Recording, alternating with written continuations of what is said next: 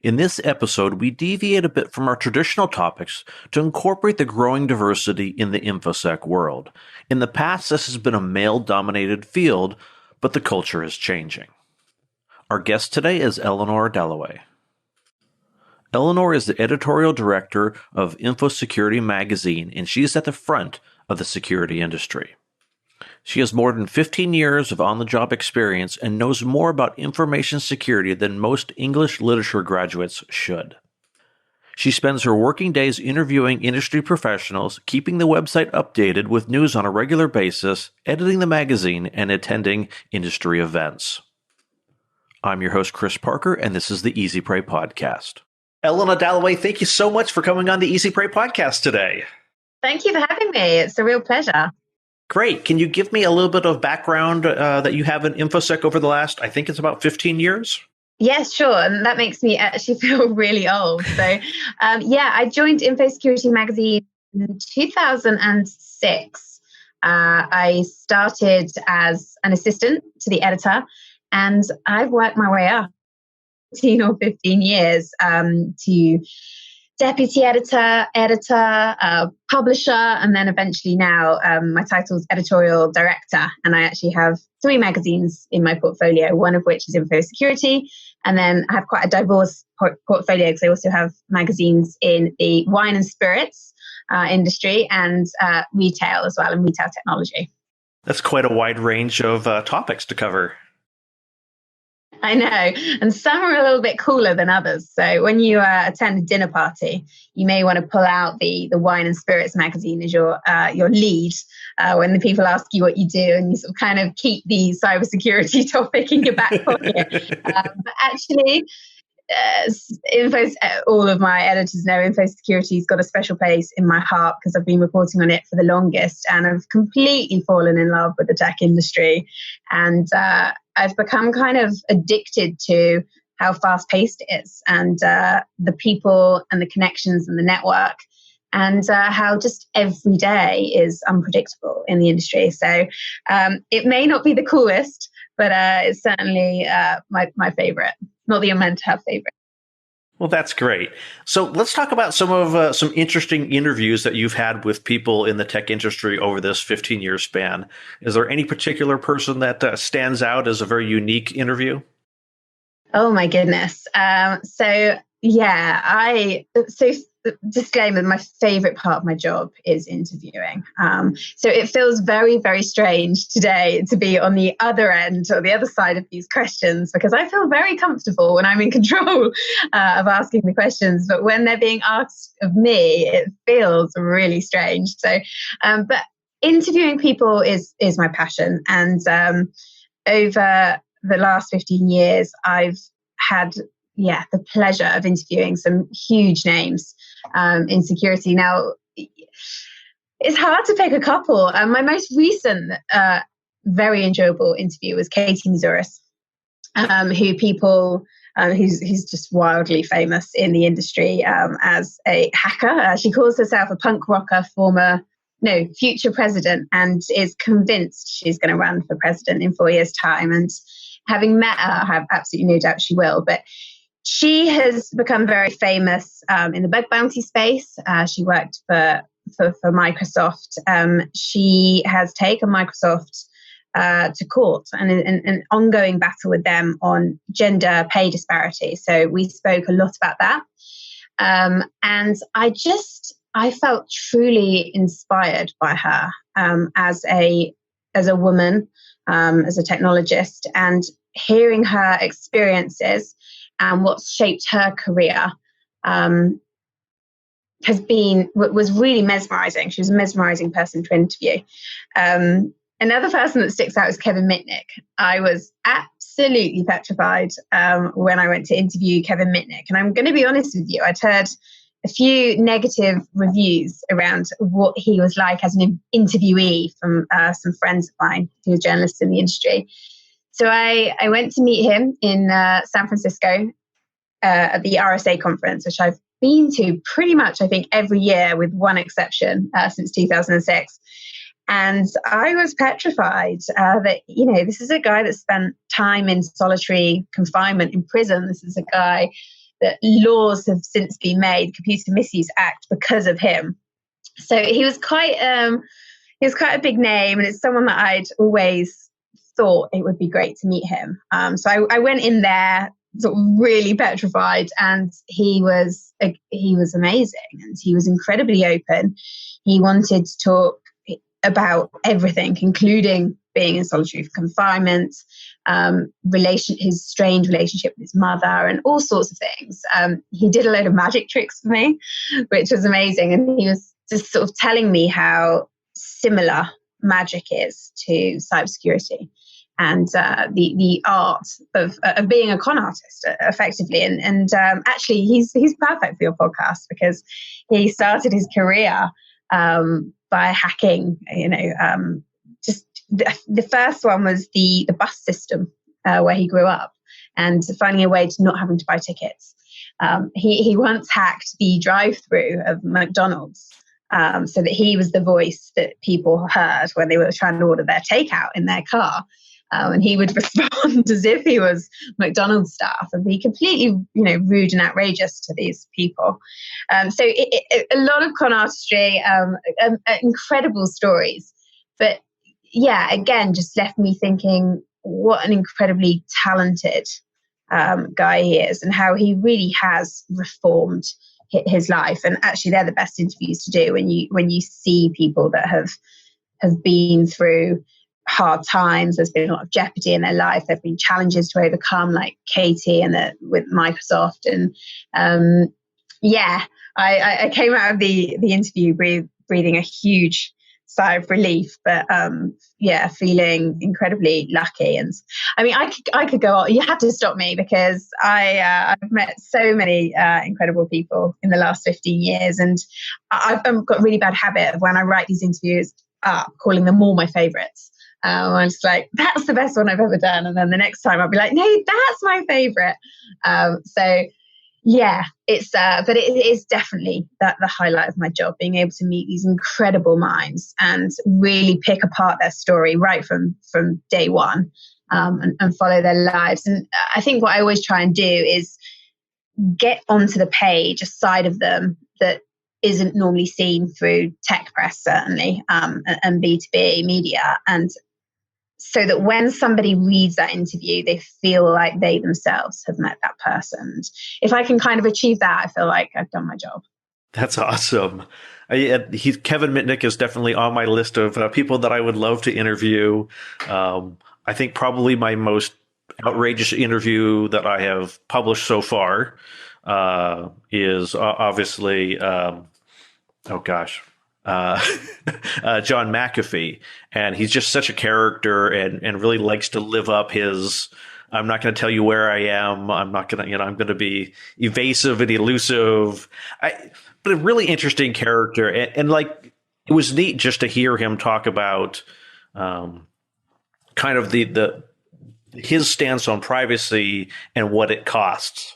That he talked a little bit about, like, it's hard when you have to lie to friends and family about where you are, because you don't want them to accidentally let slip where you actually are. And I started thinking about that. I'm like, oh gosh, that's got to be a tough life to live. Whether it's true or not for him, I don't know, that.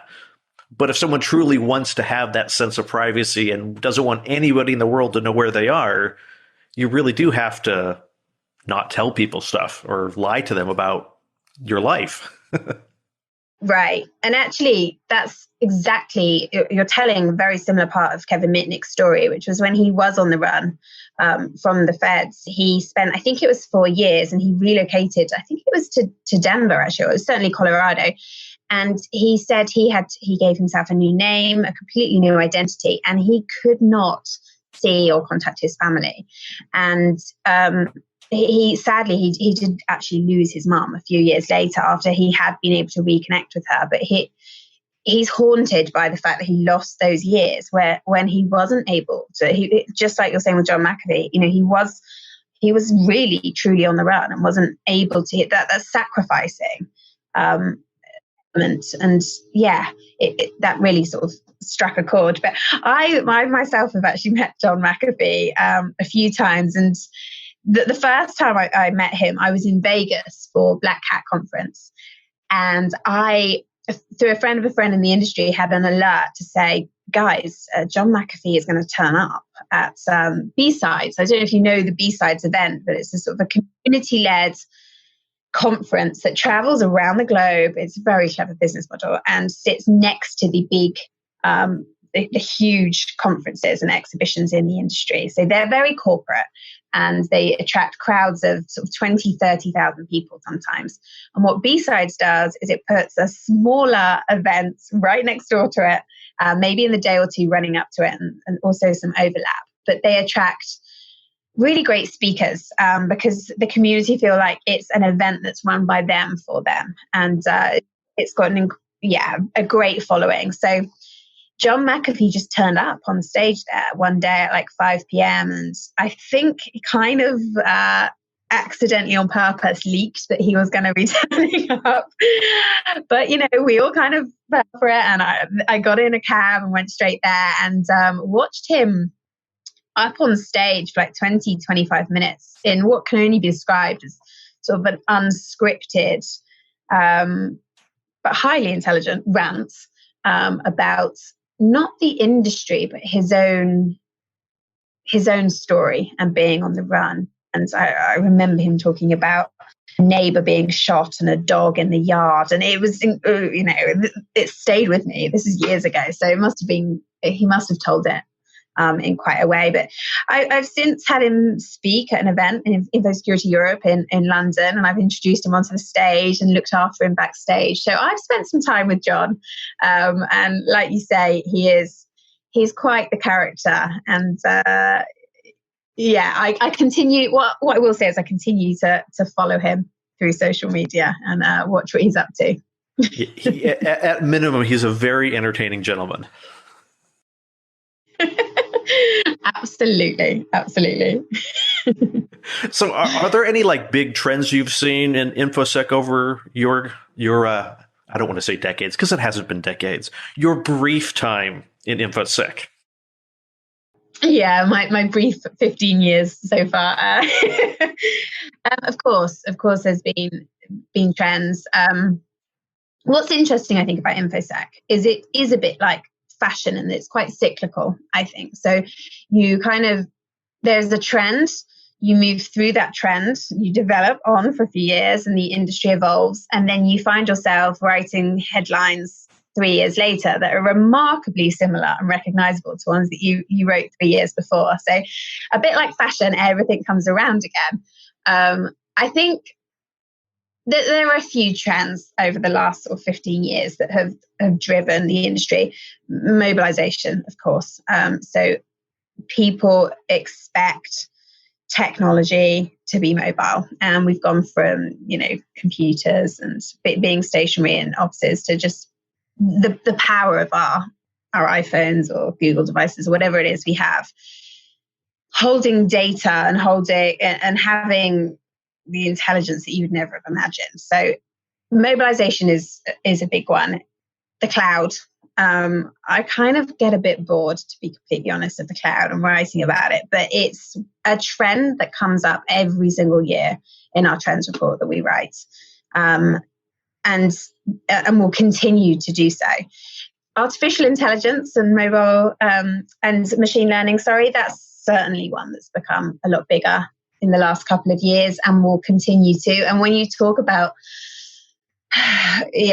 quantum computing, about artificial intelligence, you'll get people that say, I don't know why you're talking about this as something that's going to happen. It's already happening. It's already here. And actually a lot of, I think, what we do and a lot of the things we write about have had elements of that in for a long time. But there's, again, a trend that is continuing to drive the industry. I think in really positive terms, the focus on the human side of security, and that's something I'm really interested in, has got a lot more time as over the last 15 years, and people have understood the importance of the human in the equation, and whether that's inside a threat that's malicious and intentional, whether it's just, and I'm not going to say stupidity, and I'm not one of these people that always blames the user for things that go wrong, because it absolutely isn't. We should be making technology that doesn't go wrong and that doesn't encourage users to make it go wrong. So, but there's obviously two sides of the human element, and that's the intentional side and the accidental threat. So I think that's something that's gained a huge lot of momentum and social and awareness. You know, it's become something that 15 years ago I would say to my mum, I've got this job on a magazine and it's about cybersecurity. And in fact, back then, actually, I think it would have been information security. It wouldn't have even been cybersecurity. And she was like, what?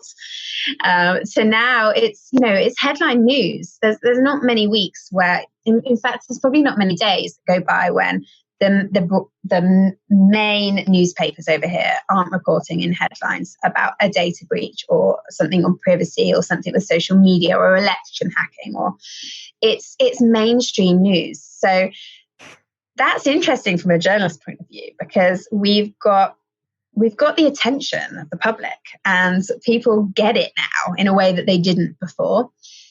But it also means we're competing. So we're not just competing with other B2Bs and niche publishers now that are writing about it, but we're competing with the BBC and, I'm talking British here, but you know what I mean? Like everyone is covering it. Vogue, my latest issue of Vogue is covering, social media scams. It's become incredibly mainstream. So it's an industry that has changed unbelievably, but it's also an industry that continues to have the same bones and the same threats. Phishing I can't go a day without reading about phishing scams and getting phishing scams. I think our company puts in software that tests you. And I love that, because whenever I spot it and it reports it and it says, congratulations, this was a phishing attempt. And, I'm just like, yay. Got it right. I should know this stuff, right? I've been writing about it for 15 years, but it's so sophisticated now. And phishing attack, even when you write about this stuff day in, day out, there's been a few times where I've been that close to getting falls. And it's not for the stupid or the vulnerable anymore. It's everyone that's affected by it. Yeah, I know here in the States, I personally, it ebbs and flows, but I think last week I probably got, over the course of 5 days, probably 35 phone calls on my cell phone that were, government tax scam calls. Hey, there's something going on with your tax ID. You better talk to us. And the funny thing to me is, like, I anytime I get a phone call and I don't know who it is, I immediately just assume it's a scam. Even if it's, my vet calling from a different number, I just assume it's a scam and very careful to confirm who I am. Very, very cautious to say the word yes, assuming that I'm being recorded. What are the consequences of the words that I'm saying while I'm talking to this scam artist? And I'm kind of surprised that in a lot of these tax scam calls, that within less than a minute of me engaging with them, they will hang up on me. And I'm trying to figure out, like, what?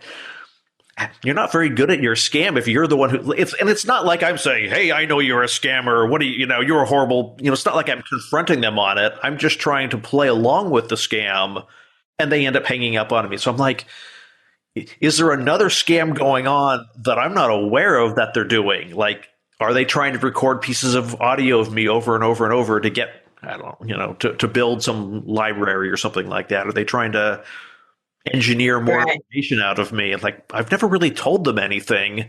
I just start asking them what would seem to be very reasonable questions based on what they're saying is going on, but they always hang up on me. So I'm like, I always wonder if there's, like, okay, is there some other?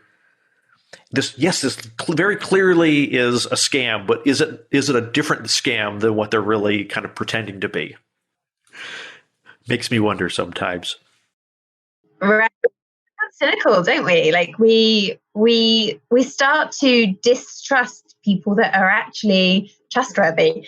I think certainly in my position, I find myself becoming unattractively cynical sometimes about things, and about emails. And my bank will actually call me and need me, and I'll be like, hang on a second. And and like you say, like it's you kind of have to. And it's interesting you say about the phone. Like a lot of those scams that you've been getting via phone, I think I definitely experienced a lot more via email and text. That in the UK, that seems to be bigger than phone at the moment. Do you think that's the same in the US, or? I think it ebbs and flows. I mean, I suspect that my mail filters out a lot of the phishing attempts. Occasionally, when I look through my spam folder, I'll see some pretty poor ones in there. And like you, occasionally I've gotten the legitimate call from my bank, and I'm like, okay, well, you need to prove that you really are my bank, or thanks for letting me know. I'm going to hang up and call you back. And the real bank, they're never upset about that, because they're like, hey, that's the right thing to do. Thank you. I don't have a problem with that.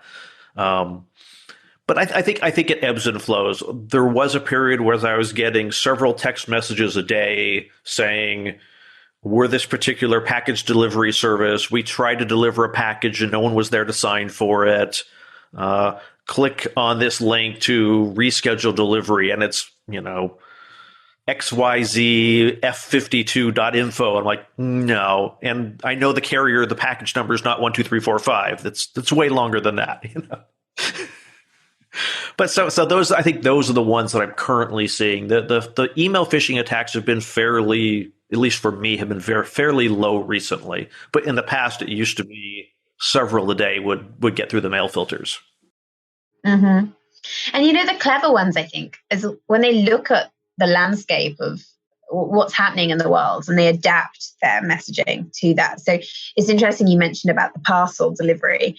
I've seen a huge amount of that since lockdown, because they realize that everybody's shopping online and everybody is getting, I get a criminal amount of online shopping delivered here most days. And they recognize that, and they know that if they send you an email pretending to be DHL, the odds are you're probably going to have a DHL parcel due in the next week or so.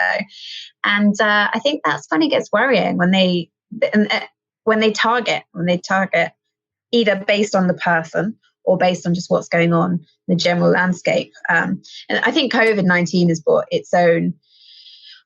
a whole new raft of phishing scams and general scams. I think we saw earlier in the year an email campaign in the UK where they targeted people saying you might be infected, and it was like results and based on your doctor surgery, and it was targeted, and it was really effective. And that's when I get really cross about it, because they are preying on people's vulnerabilities, and they are taking what's already an awful situation. We're in a pandemic.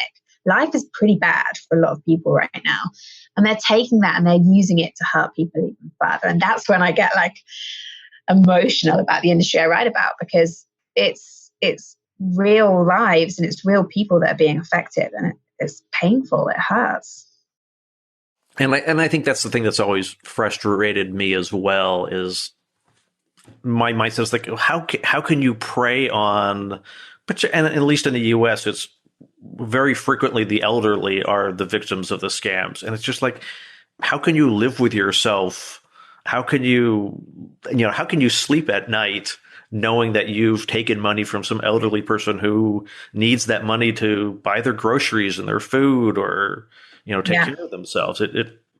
Which is part of the reason why I'm doing the podcast, because it's like this. It's just ridiculous. Totally. And when somebody kind of targets me, it's kind of okay. Then they target my mum or dad, and I think, well, I don't like this, but I can still get my head around it. And then when I talk to my nan and she's had a targeted attack, and then I get really mad. I'm like, you don't mess with my nan. Like, honestly, it infuriates me. But you're probably the same as me. You become the go-to person for all of your friends and family and network. My dad sending me constant screenshots. Is this a scam? Like, what about this? And you just like people that work in the tech industry become help desk for everyone in their street and everybody that they've ever met, and their cousin and the postman. It's the same, I think, with recognizing scams. And, I get people coming to me all the time, and you kind of go through these, you have these steps, don't you? You say, well, have you checked who it comes from? Have you done this? Have you done that? And 99% of the time, if they think it's a scam, it is a scam. Maybe even more than that. Yeah. So I did want to ask a question about, you talked about having been to Infosec conferences pretty consistently for a period of time. What are the security steps that you take going to Infosec conferences? I know someone who's like, oh, hey, you've got to go. I'm not too far from Las Vegas. Like, oh, you've got to go to one of the Black Hat conferences. And I'm like, yeah, but I like my tech. I don't want to leave all my tech at home. And I just think that, like, man, I'd have to bring cash because I don't want to use a credit card. Like, all the things that I think through about getting even being in the same city when an Infosec conference is happening, I'm like, I don't know if it's worth it. So what are as someone who's in the industry and reporting on the industry, are there steps that you take when you go to the conferences, or do you just live and let be? Yeah, that's a really good question. And it completely depends on what event you're going to. So there are sort of techie conferences, and then there are more business focused corporate-y conferences. So I would put RSA, like I described, the one in San Francisco is one of the more business-driven corporate conferences. And then Black Hat in Las Vegas is certainly one of the techie conferences. So when I go to RSA or InfoSecurity Europe or any of the big events like that, I don't typically worry about it too much. Like, I take all the normal steps. Like, I don't use the Wi-Fi there. I make sure my Bluetooth's off, just basic things like that. But I don't typically worry about it too much. When I go to Vegas, so either Black Hat, DEF CON, it's a completely different ball game. And the first year I went there, so it would have been about 2007, they hacked the press room. The conference attendees hacked the press room, and that was a real eye opener for me. I was like, okay, this is serious stuff now. So I learned quite quickly to leave whatever I could behind. But it's just basic things. When I was in the press room, airplane mode, like I said, using VPNs, all the basic things that you do anywhere else. But you have to be really mindful and really careful. And I guess even when you take your devices, make sure that you're not doing things or looking at things or having apps open that you wouldn't want to be exposed. Because I've been in sessions where they have projected what people were looking at on their phone up onto the screen. Yeah, I mean, just painful stuff. One year they hacked the hotel room cards to break into a room. And I just kind of thought, this is getting a bit scary now. But Black Hat actually is kind of heading in the same direction as the other RSA, and it's becoming a lot more business focused. But DEF CON is, you have to be a techie to go to DEF CON. And I went once, and since then I've found much more technical reporters than me and sent them in my place. And I kind of stick to the more businessy style events. I remember turning up in like stiletto heels and a pencil skirt and a shirt, and just getting laughed at the building because no one there is wearing anything other than ripped jeans and a t-shirt. I'm thinking, oh God, I'm so embarrassed. So, but it's got such a great community. And the people that go there, I've met so many people, and I've got so many friends in the industry that love DEF CON. And, if you've got that technical brain and you're inquisitive and you want to know about this stuff, it's the place to be. It's great. But yeah, in terms of conferences, basic stuff, don't do anything you don't want people to see. Bluetooth off. Don't connect to the Wi-Fi. Just basic stuff. I know there was a person I was talking to that I had interviewed for another episode, and I don't remember whether we discussed it in the episode, so I won't attach his name to it. But when he would travel to certain countries, he would bring a laptop on a phone that he had just purchased, and basically on the way out of the country, he would just throw them in the trash because he would assume that when he was, I won't say the country either, one of these countries, when he was in country, he would just assume that the laptop had been compromised and that the phone had been compromised. And so it was part of him as just evaluating these trips was including the cost of an inexpensive laptop and an inexpensive burner phone. Wow. And like he would only program his wife's phone number in the phone, nothing else. And it would just be throw it in the trash on the way out of the country, assuming that he would be infected. Because he said like a couple of Wow. times he had gone, had left his less stuff in the hotel room and come back, and he's like, very clearly the laptop had been opened and closed and moved. And it wasn't just.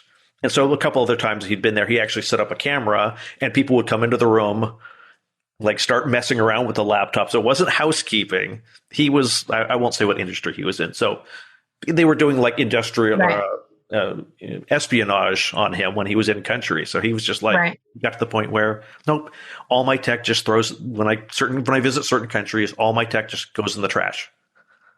I'm like, that's an expensive trip. I was going to say this. It's an expensive shipment. I was going to say this guy obviously has some really good secrets. Honestly, nothing on my phone or my laptop is that interesting. I'm generally of the same philosophy. There's nothing going on in my life that's interesting. That you're not going to be. My life is really uninteresting. You're not going to be leverage anything on me because there's nothing going on. So, like, I know. I mean, they're just going to find all the really. So I know you've been, having been in the InfoSec industry and being at the conferences, I know at least for me, I've always kind of viewed InfoSec, and maybe this is back to Kevin Mitnick's days, as really like a boys' club. Has that changed a lot over the years? Is there a lot more diversity now? You know, so if you look at the numbers, it hasn't actually changed that much. It is moving in the right direction. I think when I first started, it was 8% was meant to be the women in the industry. I believe, and this does change, so ISC Squared, Ernst & Young, lots of EY, they all report Frost and Sullivan, different gender stats. They sit typically now between 10 and 20%. So there's baby steps, but the steps aren't great enough. And I would say that personally, I've had a really positive experience in the industry. I have had the opportunity of meeting loads of incredible women. But I've also had the opportunity of interviewing, and most of my contacts, most of my little black book for interviews are men. And I've never received anything but great treatment from people in the industry. So my reference point is glowing. However, that I consider myself incredibly lucky, and I've spent a lot of time with women that haven't had the same experience. So it actually inspired me. I've done a lot of work. So outside of my day job, I work for The Guardian, The Times, which are broadsheets in the UK. And I've also done reports, white papers for government on getting more girls into IT at high school age. And then later encouraging more women to transfer from different industries and come into cybersecurity. We have a huge skill shortage in our industry, and it doesn't help that we're getting less than 1 in 5 women. So we're all, the pool that we're fishing from is so much smaller than it could be. So it doesn't make sense. Like, we need women in the industry because we need more people, and we need more diversity because everybody knows that more diverse teams make for better work. And a better output. So over the years, all the work I did, all the interviews, it inspired me to set up a networking group called Women in Cybersecurity, which I launched at InfoSecurity Europe. And InfoSecurity Magazine and InfoSecurity Europe are owned by the same company. So we sit as a group. So I had that platform and was able to launch a networking event in London, which we've run for. This year was the 5th, but it was virtual, which was sad, but it was better than nothing. And this year, actually, for the first time, we went global, and I ran an event in San Francisco alongside the RSA conference. So I definitely have aspirations to take this around the globe. And the whole purpose of it is to create a community. So I think for women, it's about finding like-minded people and just to be heard and share those experiences. And like, it sounds quite American using the word like sisterhood, but it genuinely feels a bit like that. And what I find every year is that everybody opens up and talks about their experiences, and the people that have had negative experiences kind of get cheered on by the people that haven't, and just said, like, there's advice, and it's amazing. And I think it's a great industry for women to be a part of, and we need more women, and it's about changing. I think it's about marketing and the perception of our industry. I don't think we're very good at marketing cybersecurity. We still use all the wrong images and the wrong language. We use masculine language. We use masculine images. We use men in hoodies. Genuinely, you'll see men in hoodies on like conference promos and news sites, and it's time, I think, that we kind of took ownership of that and shouted about all the good things about the industry and made it more of an attractive proposition. Because I don't think it's just that women don't feel welcomed. I think sometimes it's that they look at the industry and think, well, actually, I don't really want to be a part of it. So I think we have a responsibility to own that and to try and shout about how incredible our industry is. It's not a man's world. It's a people's world. And yeah, I do see, I mean, people talk about it so much more. Like, you read articles about it all the time. There are lots of women events. There's an event in the US called the EWF, which is the Executive Women's Forum, that meet in Arizona once a year. And I was lucky enough to be flown out there a couple of years, actually. And you just meet incredible women. So there's a lot going on in the space, and it is making a difference. We just need to make a difference a little bit quicker.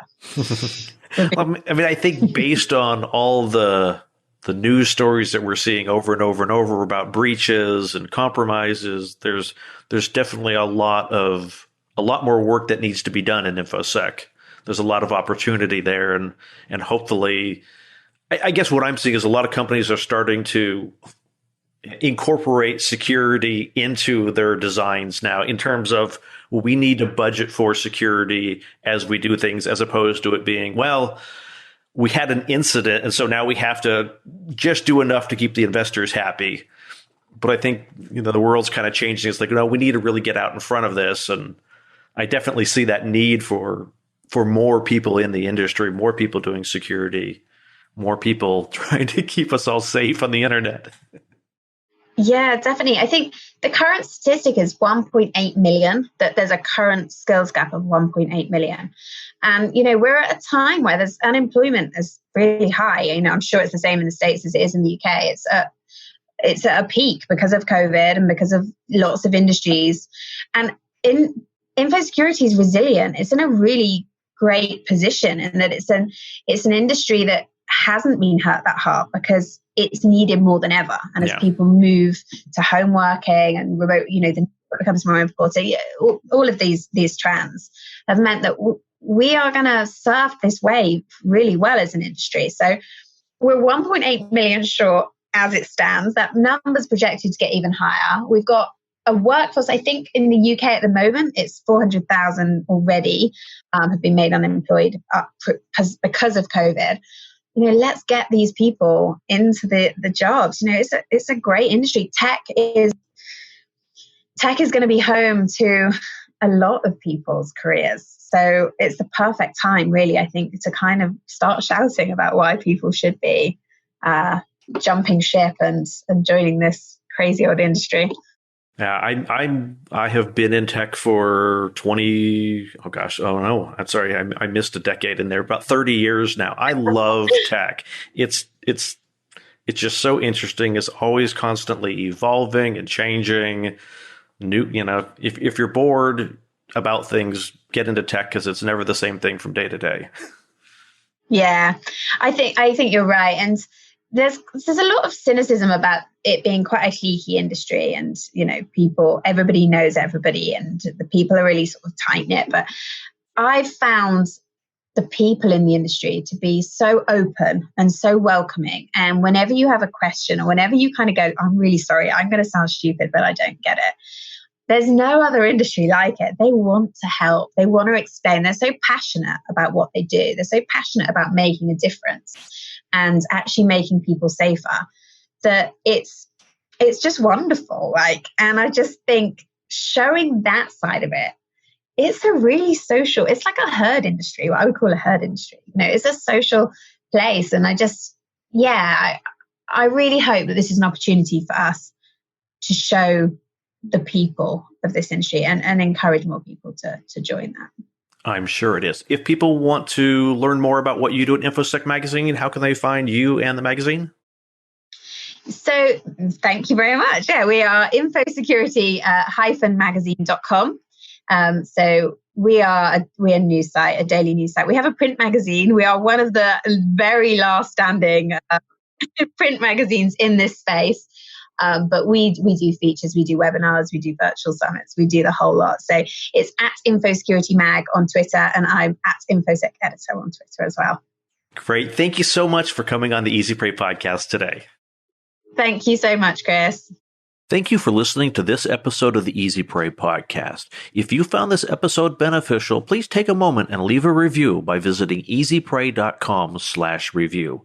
Notes and a transcript of this episode with Eleanor Dallaway can be found at easyprey.com/46.